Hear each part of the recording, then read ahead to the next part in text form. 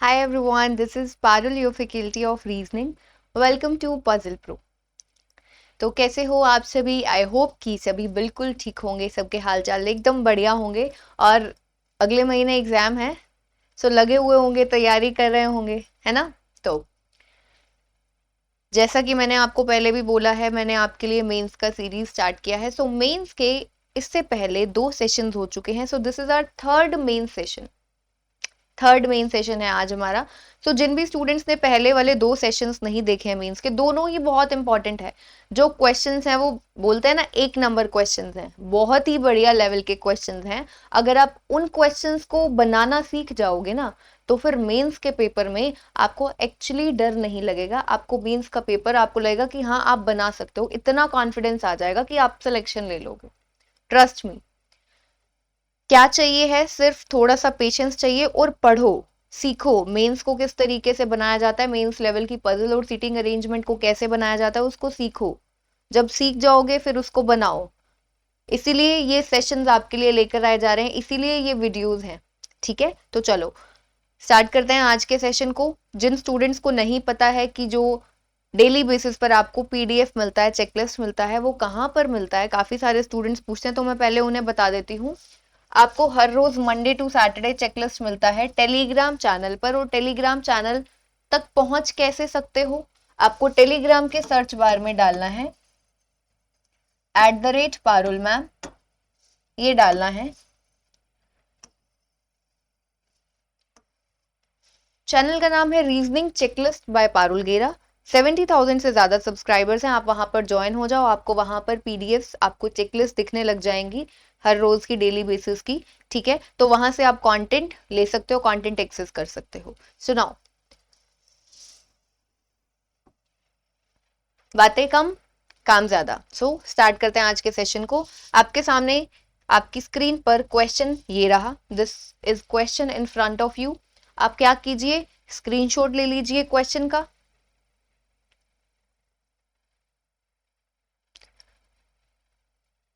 जो स्टूडेंट्स हिंदी में क्वेश्चन बनाना चाहते हैं, पहले हिंदी वाले स्टूडेंट्स ले लीजिए स्क्रीनशॉट, ये रहा आपके सामने।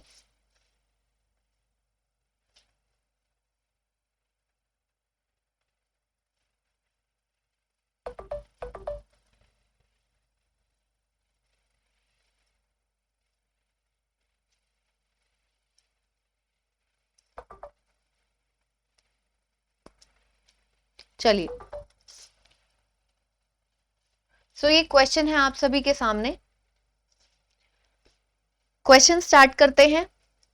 क्या कहता है? 9 स्टूडेंट्स हैं, ABCDEFGHANI were born in 9 different years. 9 लोग हैं, इन सभी का बर्थ हुआ है 9 डिफरेंट ईयर्स फ्रॉम 2003 टू 2020, 2003 से 2020 तक। ठीक है, 9 लोग हैं और 2003 से 2020 तक आपको ईयर्स काफी सारे दिए गए हैं, है ना?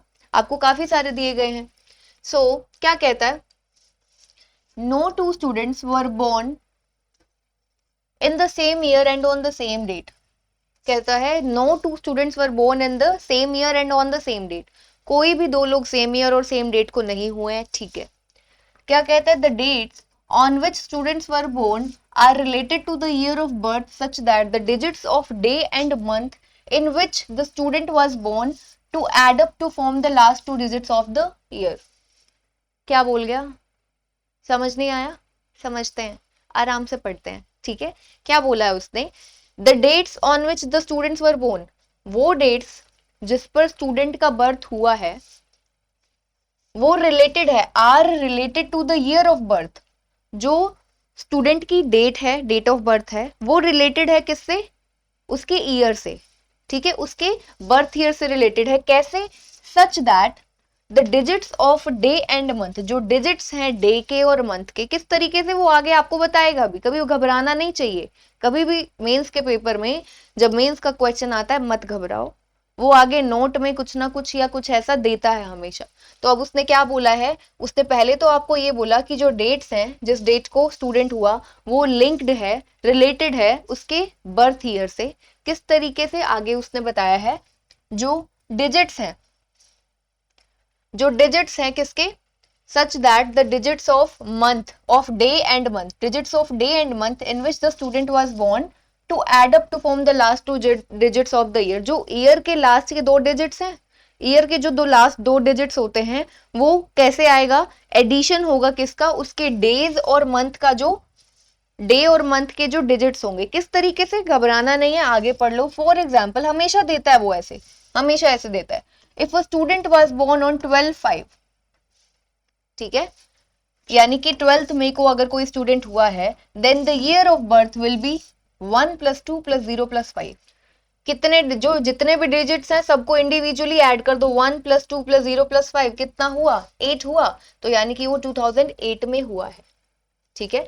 Similarly if a student was born on 18th of November, then the birth year of जो भी स्टूडेंट है विल बी 1 + 8 + 1 + 1। क्यों किया, 18 उसकी डेट है, नवंबर यानी कि 11th मंथ है, 18th ऑफ नवंबर का मतलब है ये है, तो 1 + 8 + 1 + 1 यही तो किया गया है। यहाँ पर क्या बना, 11 बना, तो 2011 हो गया।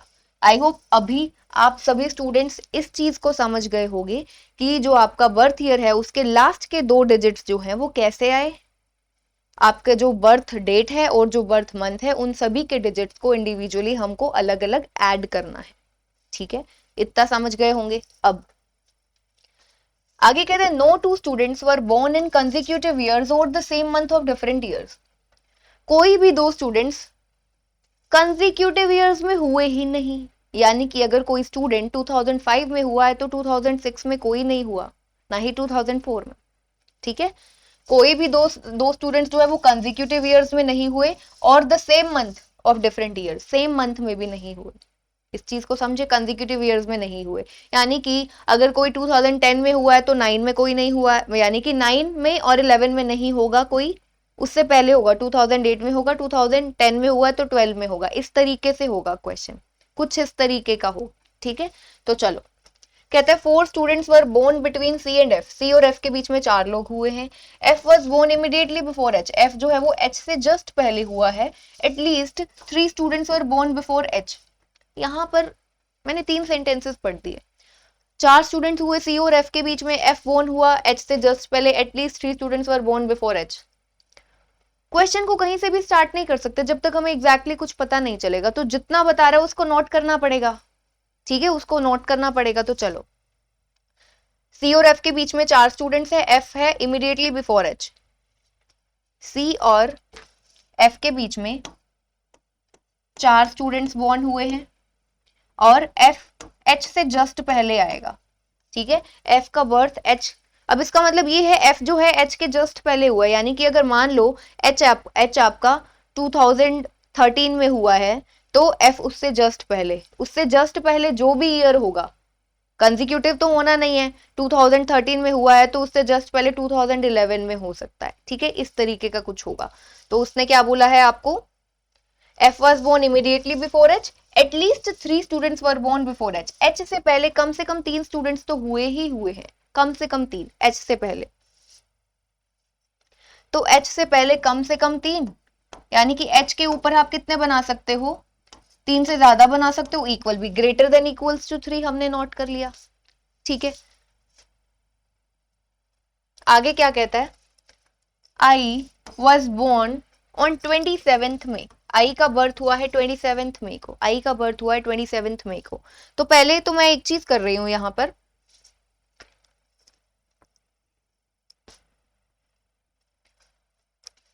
आपके जितने भी बर्थ ईयर्स हैं जनवरी से लेकर दिसंबर तक उन सबको नोट करिए, और उन सबके आगे की जो मंथ है, फर्स्ट मंथ होता है वो जनवरी होता है। क्यों, क्योंकि कुछ स्टूडेंट्स को इसमें परेशानी होती है, पता नहीं चलता है, एकदम से याद नहीं आता है ना कि मई का मंथ 5th होता है, नवंबर का 11th होता है, इस तरीके से मार्च का 3rd होता है, नहीं दिमाग में रहता है तो साइड में इसको नोट कर लें।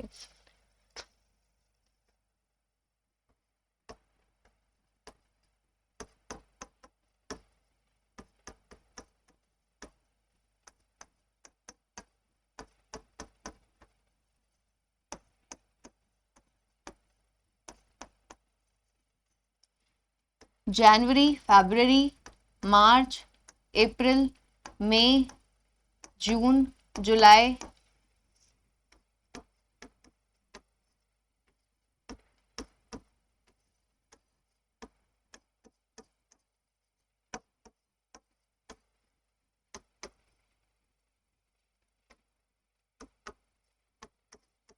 चलिए ये हमने नोट कर लिया।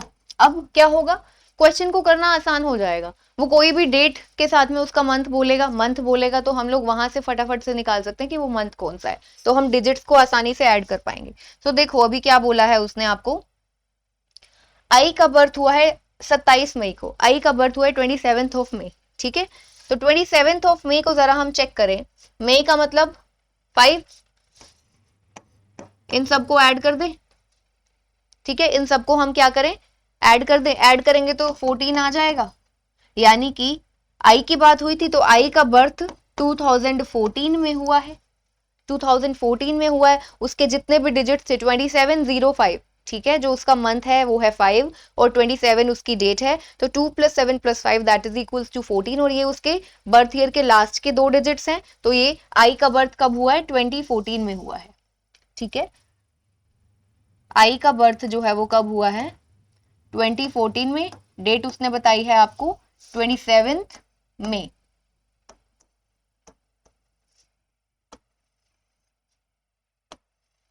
ठीक है, अब एक चीज तो है, कोई भी पर्सन 2015 और 13 में तो हुआ नहीं होगा, कोई भी स्टूडेंट, ठीक है। तो चलो कोई बात नहीं, फिर भी हम अपनी तरफ से इसको अल्टरनेट बेसिस पर, यानी कि एक छोड़कर एक बनाए, हो सकता है बीच में कुछ ऐसा कुछ गड़बड़ भी हो, तो इसीलिए इतनी पहले ऐसा खुद से नोट मत कर लो, दिमाग में आ रहा है बट कोई बात नहीं, थोड़ा सा आगे कंफर्म हो जाए फिर हम पूरा का पूरा चार्ट बना देंगे इसके हिसाब से, 14, 12, 10 इस तरीके से करके। थोड़ा सा और क्वेश्चन को हम आगे पढ़ते हैं। कहते there are 9 years between the birth years of I and D.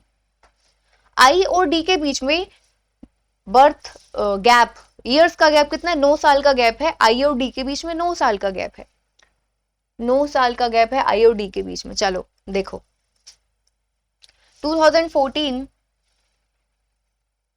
में 9 को ऐड करेंगे, हमारे पास देखो बर्थ उसने कहा से 2003 से 2020 तक दिया है, तो अगर हम इसके अंदर 9 years ऐड करेंगे, ठीक है, तो 2023 बन जाएगा, विच इज नॉट पॉसिबल क्योंकि 2003 से 2020 के बीच में लेना है हमें, यानी कि 2014 में से हमको 9 सब्ट्रैक्ट करना पड़ेगा, ठीक है, सब्ट्रैक्ट करना पड़ेगा ना, तो किस में होगा,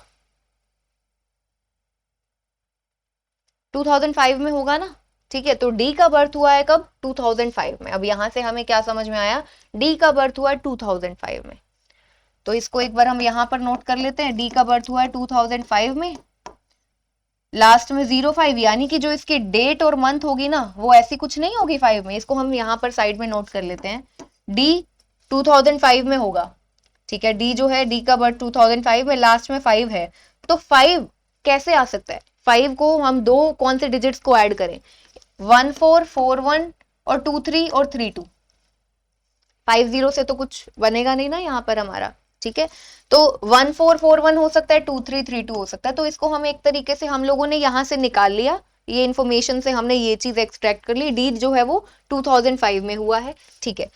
और क्वेश्चन में देखते हैं क्या कहता है, The student who was born immediately after I was born on 18th of July. The student who was born immediately after I के जस्ट बाद में जो हुआ है उसका बर्थ हुआ है 18th of July को, I के जस्ट बाद में जिसका हुआ है 18th of July, 18th जुलाई का मतलब क्या है, जुलाई का मतलब है 7, ठीक है। अब इसको ऐड करते हैं, 1 + 8 9 and 7 16, यानी कि 2016 हो गया, 2016 हो गया, ठीक है, इतना समझे। अब जैसा कि ये तो हमें पता ही था 14 के बाद में 15 तो हो नहीं सकता, 16 आएगा, 16 आया, अब 14 से पहले 13 तो हो नहीं सकता, 12 तो आएगा, ठीक है। अब 12 आएगा तो 11 तो आ नहीं सकता, 10 तो आना ही चाहिए, 10 को होगा। अब 10 से पहले 9 को हो नहीं सकता क्योंकि कंसेक्यूटिव में है नहीं, तो यहाँ पर क्या आ जाएगा, 2008 आ जाएगा। अब 2008 से पहले 7 को नहीं होगा तो 6 को होना चाहिए, लेकिन आपको डी का दिया गया है 2005, इसीलिए मैं कह रही थी कि पहले से ना नोट कर ले, थोड़ा हमारे पास इंफॉर्मेशन इकट्ठा हो जाए उसके बाद में देखेंगे, उसके हिसाब से अब हम यहाँ से चार्ट बना सकते हैं। जैसे यहाँ से चले, यहाँ तक पहुंच गए, फिर हम लोग अगर अपने हिसाब से चलते 2014 जब हमने पहली लाइन पढ़ी थी कि 27 मई को आई का बर्थ हुआ है, अगर हम उसके हिसाब से चलते तो हम 2008 के बाद में 6 ले लेते, लेकिन 9 साल का गैप था डी और आई के बीच में, तो डी का था 2005, तो 2008 से हम 7 ना तो 7 पे जा सकते, 6 पर भी नहीं जा सकते क्योंकि ये 5 है, तो यानी कि यहाँ पर सीधा 2005 आएगा। ठीक है, 2005 आएगा। टोटल 9 पर्सन है ना, टोटल 9 पर्सन है, तो 2005 से पहले 4 तो आ नहीं सकता, 3 आएगा, और स्टार्टिंग भी कहां से है, 2003 से है ना, स्टार्टिंग भी तो यहीं से है। अब देखो टोटल कितने पर्सन हो, 1 2 3 4 5 6 7 हुए हैं, अभी 2 लोग हमारे बाकी हैं। डी 2005 में हुआ, इसको हम यहां पर नोट कर लेते हैं।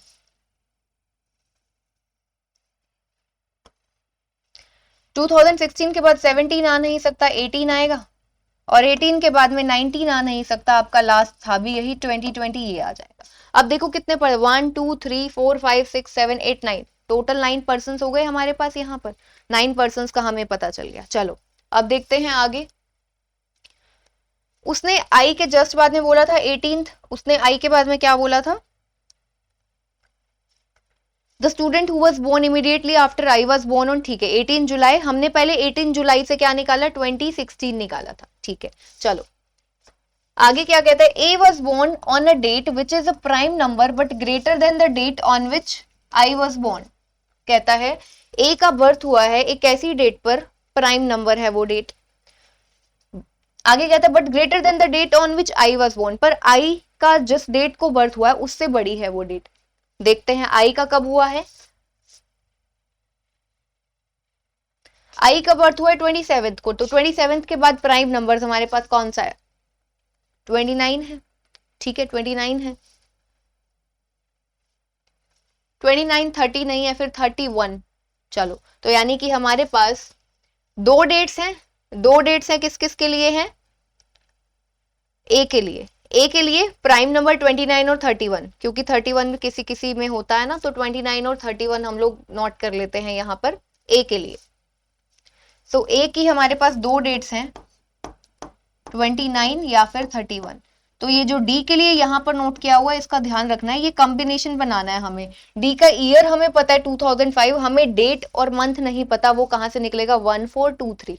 ठीक है, क्यों, क्योंकि 05 है लास्ट में, यानी कि एडिशन होना चाहिए 5 किसका, जो उसके डेज और मंथ्स के टोटल डिजिट्स होंगे उन सब का टोटल होगा, सम होगा, तो 1 + 4 हो सकता है, यानी कि फर्स्ट डेट 4th महीना। ठीक है, या फिर 4 डेट फर्स्ट मंथ, इसी तरीके से 2 3 3 2 का कॉम्बिनेशन हो सकता है, तो वो हम लोग बाद में देखेंगे। चलो इतना क्वेश्चन कर लिया हमने, अभी आगे चलते हैं। कहता है only one student was born between G and A and G was born before A. एक स्टूडेंट हुआ है जी और ए के बीच में, one student was born between G and A, और जी का बर्थ हुआ है ए से पहले। जी और ए के बीच में एक पर्सन है और जी का बर्थ है ए से पहले, तो ये हमने यहां पर इसको नोट कर लिया। आगे चलते हैं।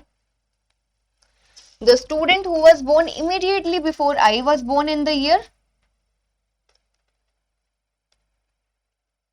यहां पर हमें नजर नहीं आ रहा है बट फिर भी देख लेते हैं। Student who was born immediately before I was born in, अपना हमने जो चार्ट बनाया उसके हिसाब से देखते हैं, 2012 होगा, डेफिनेटली 2012 होगा, क्योंकि 2014 में हुआ है, तो 13 तो हो नहीं सकता किसी भी हाल में। ठीक है, 13 नहीं हो सकता, हमने वहां तक 2005 तक भी बना लिया था ना। ठीक है, 2005 तक इसी तरीके से बना लिया था हमने, फिर भी एक बार कंफर्म करने के लिए हम लोग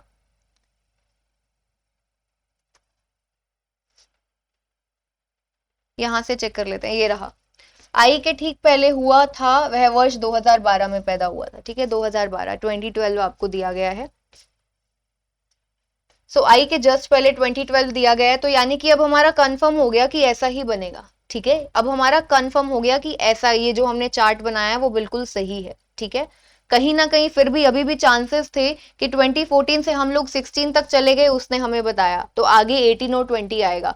2005 बताया, हम 2014 से 12 10 इस तरीके से गए। अब वो कंफर्म हो चुका है कि हमने जो बनाया है वो सही है। उसने बोला आई से जस्ट पहले वाले का क्या है, 2012 है। चलो इतना पता चल गया, अब आगे देखते हैं।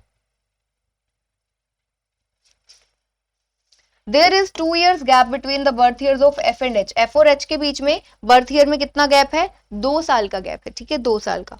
सो एफ और एच के बीच में ये रहा, एफ एच के जस्ट ऊपर आएगा क्योंकि एफ जो है एच से जस्ट पहले हुआ है, लेकिन इन दोनों में गैप कितना है उसने बोला है, दोनों के बीच में जो गैप है वो है 2 साल का, ठीक है।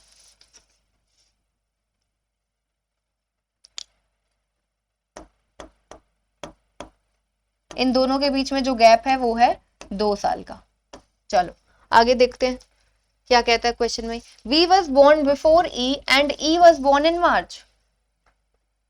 बी का बर्थ हुआ है ई से पहले, B was born before E और ई का हुआ है मार्च में। बी ई से पहले आएगा हमें ये पता है, और ई का बर्थ हुआ है मार्च में, मार्च यानी कि 3rd मंथ में। आगे सी वॉज बोर्न ऑन 19th, कहता है सी का बर्थ हुआ है 19th को, सी का बर्थ हुआ है 19th को। सी का नोट कर लेते हैं, सी का बर्थ हुआ है, डेट बताई है सी की, सी का बर्थ हुआ है 19th डेट है।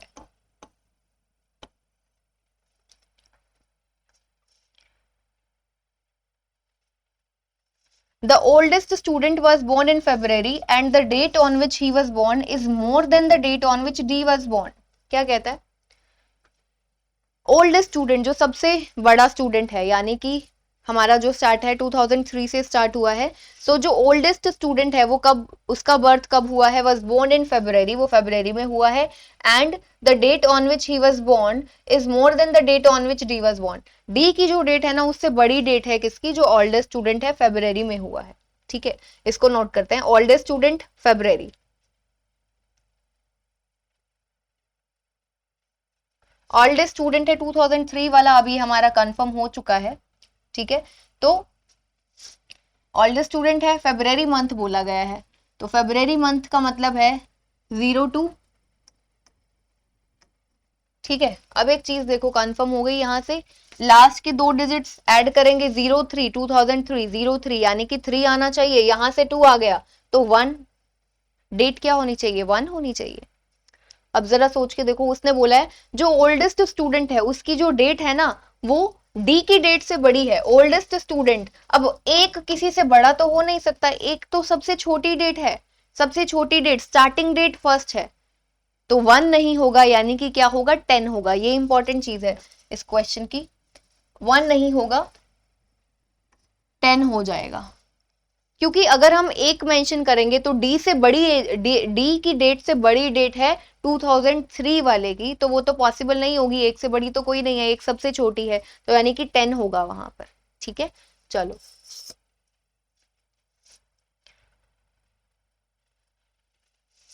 There are 6 months gap in the month of birth of F and H's month of birth is before F's month of birth। क्या कहता है, 6 महीने का गैप है बर्थ मंथ में गैप है 6 महीने का एफ और एच के बीच में, और एच का जो बर्थ मंथ है वो पहले है एफ के मंथ से, बर्थ मंथ से, ठीक है, एच का बर्थ मंथ पहले है। कहता है एच का जो बर्थ मंथ है वो पहले है एफ के मंथ से, और दोनों के बीच में गैप कितने का है, 6 महीने का गैप है, ठीक है। और देखते हैं आगे question. No one was born in the year 2009, किसी का भी 2009 में बर्थ, 2009 में किसी का भी बर्थ नहीं हुआ है, ठीक है, 2009 में, सो इसका मतलब है, ठीक है, 2009 में नहीं हुआ है।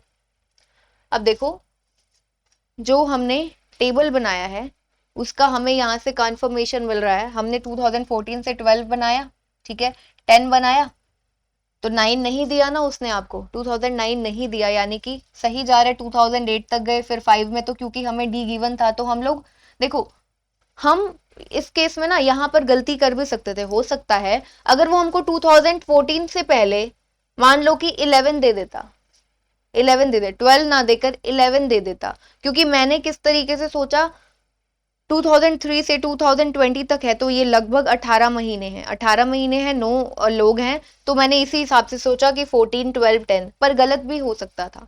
ठीक है, चार्ट मैंने थोड़ा सा जल्दी बनाया। ठीक है, हम इस चार्ट को अब भी बना सकते थे कि क्योंकि अब यहाँ पर हमें क्लैरिटी दे रहा है वो कि 2009 में किसी का बर्थ नहीं हुआ है। ठीक है, तो चलो ये अब हमें कंफर्म हो गया, हमने जो चार्ट बनाया वो बिल्कुल सही है। चलो आगे, F was born after the 10th but before the 20th of any month। F का जो बर्थ हुआ है कौन सी डेट को है, 10th और 20th के बीच में हुआ है, यानी कि 11 से 19 के बीच में हुआ है। F का जो बर्थ है वो 11 से 19 के बीच में हुआ है। लगभग हमारा जो क्वेश्चन है ना वो कंप्लीटेड है, और अभी तक हमने कुछ भी नहीं बनाया क्वेश्चन में। No one is born on the 4th and 13th of any month. किसी का भी बर्थ 4 तारीख को 13 तारीख को नहीं हुआ है, 4 और 13 को नहीं हुआ है। ठीक है, किसी का भी बर्थ 4th और 13th दोनों डेट्स जो है कैंसल्ड है। नोट दिया गया है, if P was born immediately before or after Q then no one was born in the years between the birth। ये तो ठीक है, हमने पहले भी सोच लिया था ऐसा। अगर P का बर्थ हुआ है मान लो Q से जस्ट पहले या बाद में, तो इसका मतलब है कि उन दोनों के बीच में, उन दोनों के ईयर्स के बीच में कोई और नहीं आएगा, उन दोनों के बीच में और कोई पर्सन नहीं हुआ है। If P was born in a month which was before the month in which Q was born, if Q was born in April then P can be born in जनवरी। वो देखो यहाँ पर क्या बता रहा है, ये सिंपल सी चीज है, इस नोट में ऐसा कुछ नहीं है, हम ऑलरेडी पहले इसे बना चुके हैं। अगर P का बर्थ हुआ है एक ऐसे मंथ में Q के मंथ से पहले, जैसे अभी उसने ऊपर आपको F और H के लिए मेंशन किया था ना, उसी के लिए बता रहा है कि अगर P का बर्थ हुआ है Q के मंथ से पहले, P का बर्थ हुआ है Q के मंथ से पहले और Q का मंथ है अप्रैल, Q का मंथ है अप्रैल, P का हुआ है Q के मंथ से पहले यानी कि अप्रैल से पहले, तो उसने आगे यही बताया अप्रैल से पहले यानी कि जनवरी, फरवरी, मार्च में हो सकता है। ठीक है, of another year, but P में not be necessarily in a year before the birth year of you. ठीक है, ये जरूरी नहीं है, अगर उसने बोला है ना आपको कि उसका मंथ उससे पहले है तो मंथ ही पहले वाला आएगा। ठीक है, फरवरी से पहले वाले मंथ में हुआ है तो जनवरी में होगा, लेकिन इसका मतलब ये नहीं है कि ईयर भी 1 साल पहले वाला हो जाएगा या 2 साल पहले वाला हो जाएगा, ये नहीं है। ठीक है, तो यहाँ पर यही दिया गया है। चलो अब पूरा का पूरा जो क्वेश्चन है ना हम नोट कर चुके हैं, अब हमको देखना है कि हम इसको किस तरीके से बना सकते हैं। देखो किस तरीके से हम इसको बना सकते हैं। देखो सबसे पहले हम यहाँ पर डी का बना सकते हैं। डी के लिए हमें पता है डेट्स देखनी है हमें 1, 4, 2, 3। अब एक चीज देखो 2 और 3 यानी कि हमको डे और मंथ का एडिशन चाहिए, टोटल 5 डे और मंथ का, तो या तो ये वो एडिशन हो सकता है 1, 4, 4, 1, 2, 3, 3, 2। तो यानी कि अगर 2 तारीख थर्ड मंथ मार्च, सेकंड और थर्ड का ऐसे कॉम्बिनेशन ले सकते हैं, second date and third March, लेकिन ये पॉसिबल नहीं है क्योंकि ई ऑलरेडी मार्च में गिवन है, किसी की भी मंथ सेम नहीं है, किसी का भी ईयर सेम नहीं है और कंसेक्यूटिव ईयर्स नहीं है, ये उसने स्पेशली मेंशन किया है। तो 2, 3 कैंसिल हो गया, 3, 2 को चेक करते हैं। सो 3 और 2 को अगर हम देखते हैं 3 और 2 अगेन पॉसिबल नहीं है, क्यों? क्योंकि सेकेंड मंथ में 2003 वाला स्टूडेंट हुआ है, तो 3, 2 कैंसिल हो गया, ये गलत हो गया। ठीक है, अभी 1, 4 और 4, 1 बचता है, तो 1, 4 हो सकता है, 4, 4, 1 नहीं हो सकता क्योंकि 4 डेट को किसी का भी बर्थ, ना 4 को ना 13th को, ना 4 को ना 13th को किसी का बर्थ नहीं हुआ है, तो यानी कि 1 और 4 आ गया, यानी कि डेट कौन सी है, ये यही बनता है क्योंकि 4 डेट को हो नहीं सकता, फर्स्ट डेट और महीना कौन सा है 4th यानी कि अप्रैल। ठीक है, तो ये हमने नोट कर लिया, इतना क्वेश्चन हमने बना लिया। अब आगे हम कहाँ बना सकते हैं, देखो एच के ऊपर कम से कम कितने होने चाहिए, 3 स्टूडेंट्स होने चाहिए, तो एच की मिनिमम प्लेस क्या होगी 1, 2, 3। एच आपका इस जगह पर आ सकता है, ठीक है, एच आपका यहां भी आ सकता है, 2 केसेस बन रहे हैं क्योंकि एच के जस्ट ऊपर एफ ने भी तो आना है ना, एच के जस्ट ऊपर एफ ने आना है, और उसने क्या बोला है, कितने ईयर्स का गैप, 2 साल का गैप बोला है। ठीक है, तो यानी कि अब यहां से हम देख रहे हैं एच और एफ के लिए 2 जगह बन सकती है हमारी, H आपका यहां पर आ सकता है, F आपका यहां पर आ सकता है, और एक केस क्या बनेगा आपका, H आपका यहां भी आ सकता है, F आपका यहां भी आ सकता है। अब आगे कैसे बढ़े, C और F के बीच में कितने हैं, 4 लोग हैं C और F के बीच में, C और F के बीच में 4 लोग हैं। तो जरा देखो, अगर F यहां पर है तो 1 2 3 4, C आपका आ जाएगा यहां पर, C आपका यहां पर आ जाएगा, और अगर F यहां पर है तो 1 2 3 4, C आपका यहां पर आ जाएगा। ठीक है, C आपका यहां पर आ जाएगा। अब C का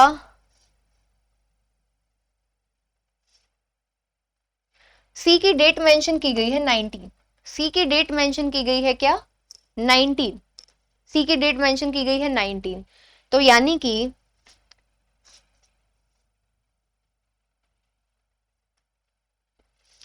इस केस में देखो, जहां पर F यहां पर है, H यहां पर है और C आपका यहां पर है, C की डेट फिक्स्ड है 19, तो 1 + 9 करोगे तो 10 आएगा, 1 + 9 करोगे तो 10 आएगा। अब देखो लास्ट का जो ये 20 है, ये क्या आना चाहिए, अगर C आपका यहां पर है, उसकी डेट हमें पता है 19 है, डेट को ऐड किया 10 आ गया, 1 + 9 10 आ गया। अब मंथ बाकी है, तो मंथ क्या होना चाहिए, इसके हिसाब से 10 आ गया, मंथ होना चाहिए 10 10 + 10। लेकिन हम यहां पर क्या गलती कर रहे हैं, अगर आप ऐसा करते हो 19 डेट और 10th मंथ, ये 19 प्लस क्या हो, ये क्या बन जाएगा, 1 + 9 + 1 बन जाएगा, ये 11 बनेगा। इस चीज को समझो, मैं आपको ये बता रही हूं, यहां पर C का बर्थ हुआ है 19th को, हमको आगे मंथ बताना है कि मंथ कौन सा होगा। तो हमने देखा 1 + 9 होता है 10, तो 10 के बाद में हमको 10 और चाहिए, लेकिन 10 तो आ ही नहीं सकता क्योंकि हमें इंडिविजुअली सभी को ऐड करना है। जब हम 19th और 10th मंथ बनाएंगे तो 1 + 9 + 1 हो जाएगा, यानी कि C यहां पर आ ही नहीं सकता, F और H आपके यहां पर नहीं आ सकते। जो करेक्ट केस है वो F H और C यहां पर होगा। ठीक है, एक बार फिर से समझो, C 19th को हुआ है तो हमने 1 + 9 किया, क्या आया 10, तो हमें क्या चाहिए था, यहां से 20 चाहिए ना, डे और मंथ का टोटल एडिशन 20 चाहिए, तो 10 + 10 करते, यानी कि 19 और 10 करते, तो 1 + 9 + 1 करते, तो वो 11 बन जाता, यानी कि ये गलत है।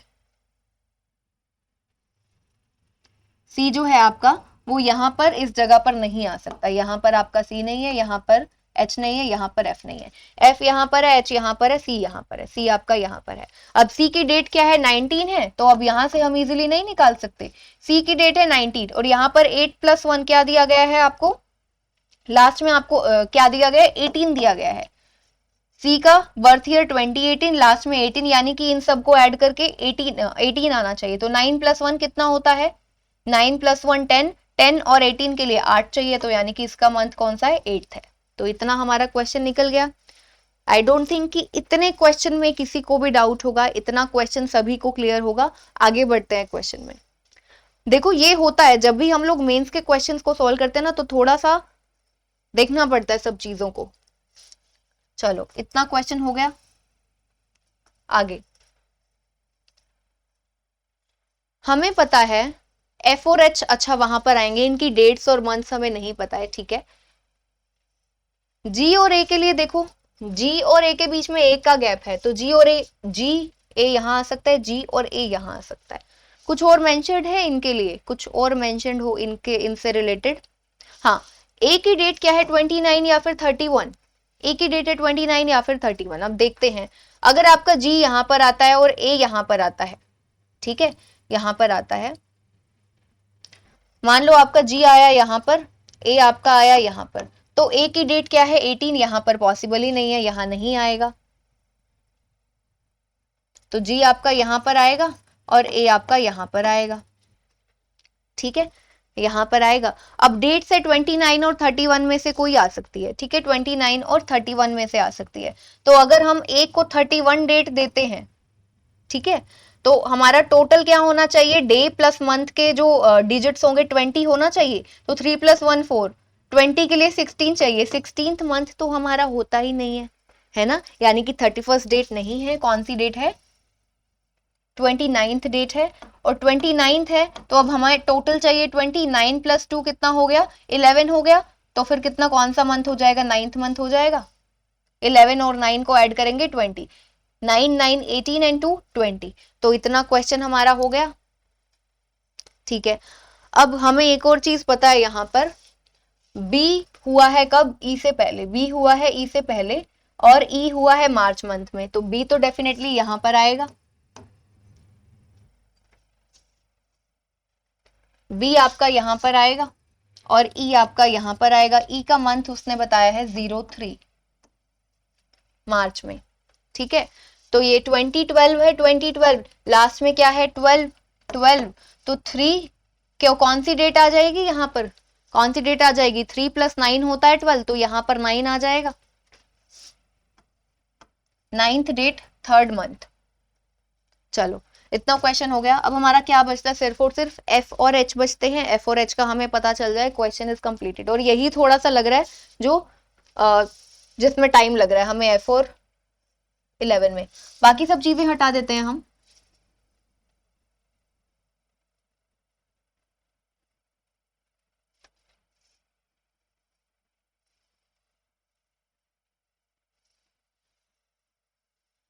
चलो हमें पता है एफ की डेट का पता है 11 से 9, 10 से 20 के बीच में, यानी कि 11, 12, 13, 14, 15, 16, 19 तक हो सकता है, ठीक है, हमें इतना पता है। और जरा देखो एफ के एंड में क्या है 8, 08, 2008, यानी कि हमको एडिशन कितना चाहिए, टोटल 8 चाहिए, उसके डेज और उसका डेट और मंथ का जो डिजिट्स होंगे उनका एडिशन चाहिए, टोटल 8। तो जरा देखो 19 तो ऑलरेडी कैंसिल हो गया, 1 और 9 10 हो जाएगा, नॉट पॉसिबल, 19 कैंसिल हो गया। चलो यहां पर इस तरीके से करते हैं,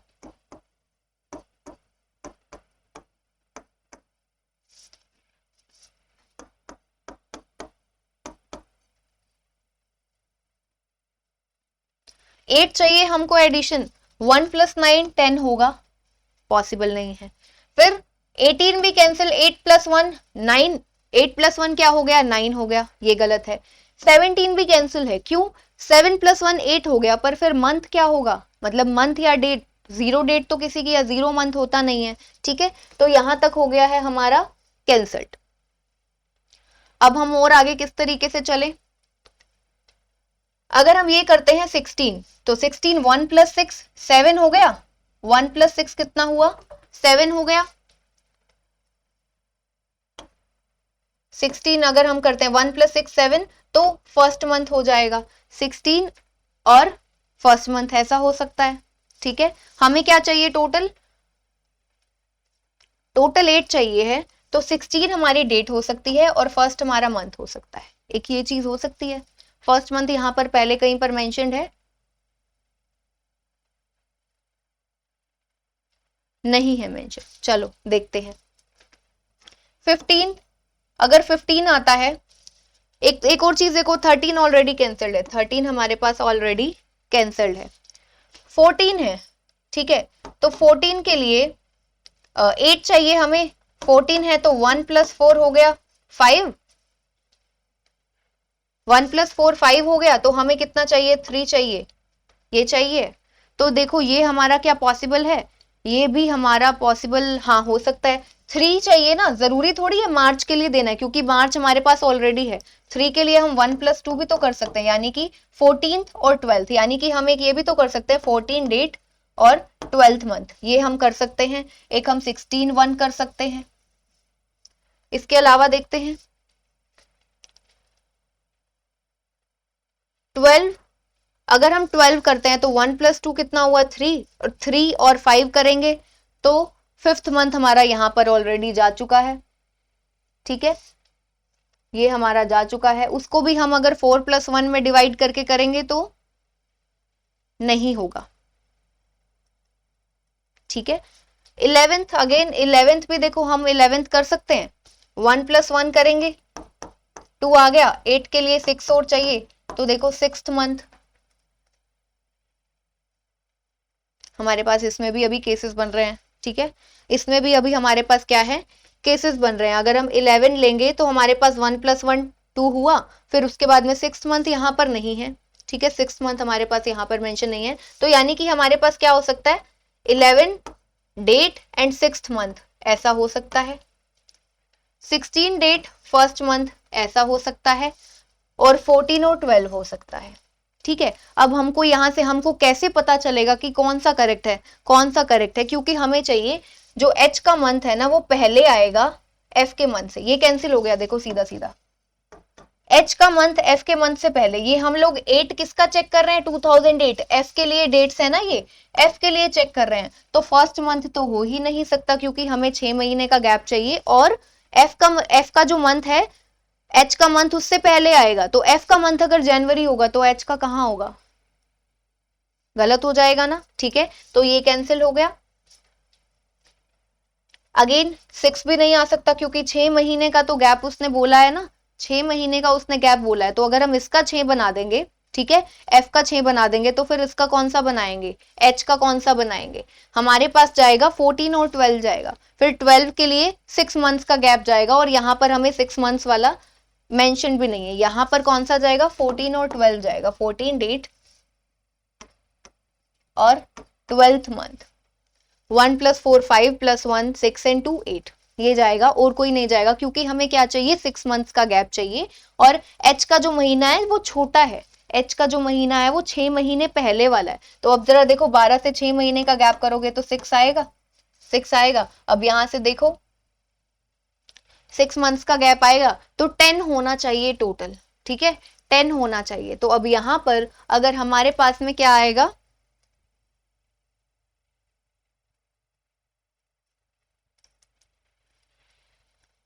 टेन के लिए क्या चाहिए, 6 + 4 चाहिए, अब 4 हो नहीं सकता क्योंकि डेट है, डेट 4 कैंसल्ड है, डेट जो है वो 4 कैंसल्ड है, इसका मतलब 2 + 2 हो जाएगा, 22 डेट भी तो होती है ना, तो 2 + 2 and 0 6, ठीक है। हमें क्या चाहिए था लास्ट में, देखो 2010 के एंड में क्या है, 10 चाहिए था, मंथ आया हमारे पास 6, तो हमें टोटल 4 चाहिए, 4 हम कर नहीं सकते क्योंकि 4 और 13 दोनों डेट्स हैं नहीं, किसी का बर्थ नहीं हुआ है, तो 4 नहीं है तो 2 + 2 कर दिया, ठीक है, 22 हो गया। तो ये जो है क्वेश्चन अभी आपका कंप्लीट है। अभी आपसे वो कोई भी क्वेश्चन पूछे तो आप बता सकते हो, ठीक है, ये क्वेश्चन था आपका मेंस का 3rd क्वेश्चन। आई होप कि सभी स्टूडेंट्स को ये जो क्वेश्चन है समझ में आया होगा। सो ये पता चल गया, अब वो कोई भी क्वेश्चन पूछे आप बता सकते हो। क्वेश्चन ये रहा, how many students were born after the student that was born in March, March के बाद में कितने स्टूडेंट्स का बर्थ हुआ है, आपको बताना है। इस क्वेश्चन का आंसर सभी को कमेंट सेक्शन में देना है। और चलिए फिर मिलते हैं कल के सेशन में। Take care everyone.